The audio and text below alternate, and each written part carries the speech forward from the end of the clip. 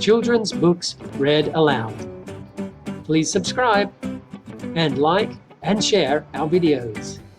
Thanks for watching. Rainbow Magic, Gabby the Bubblegum Fairy by Daisy Meadows. Chapter 3, Goblin Gum. Kirsty turned to Rachel, bursting to explain her idea.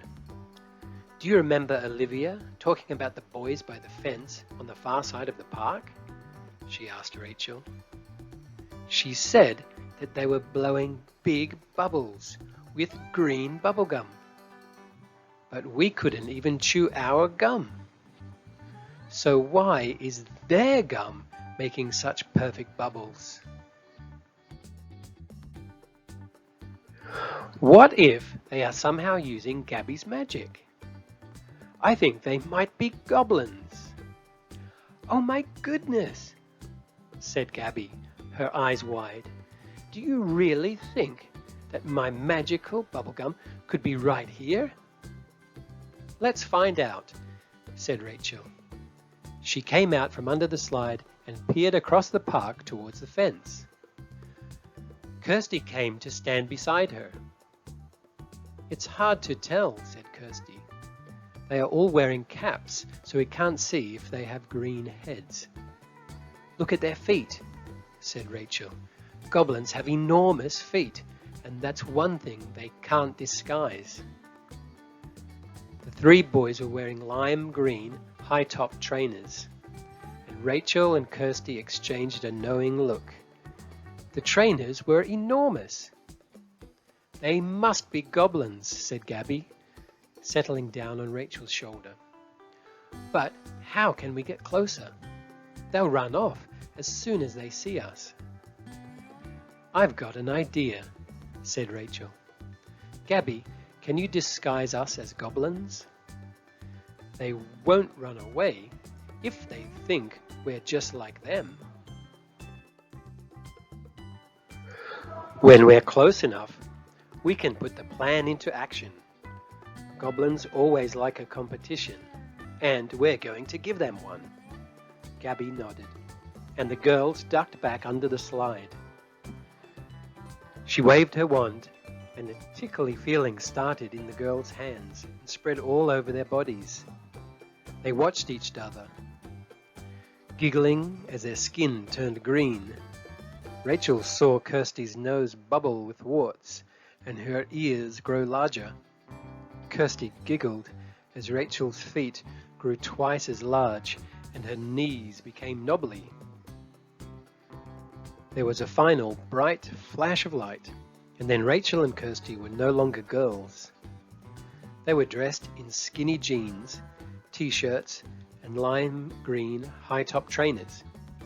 Under their caps, their heads were bald and knobbly. No one would guess that you're Kirsty Tate, said Rachel with a laugh. I just hope that your Aunt Harry doesn't come looking for us early. Kirsty smiled and held open her pocket so that Gabby could slip inside.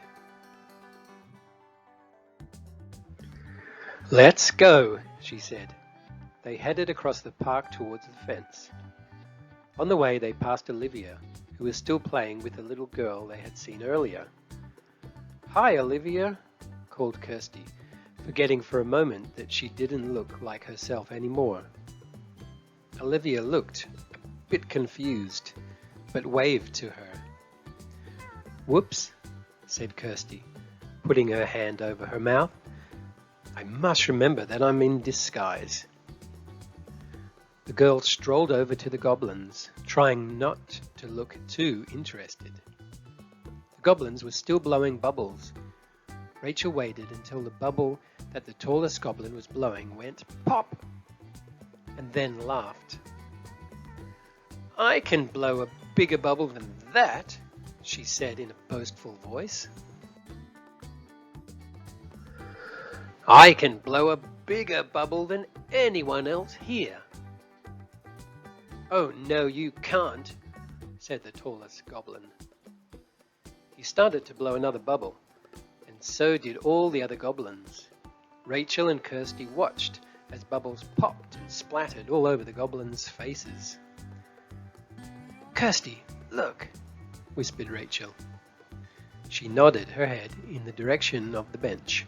A goblin with droopy ears was sitting there, blowing a truly huge bubble. When the bubble burst, he held out his hand and squeezed his eyes shut, muttering something. Then a rectangle of green bubblegum appeared on his hand. He popped it into his mouth and chewed it noisily. Then he started to blow an even bigger bubble than before.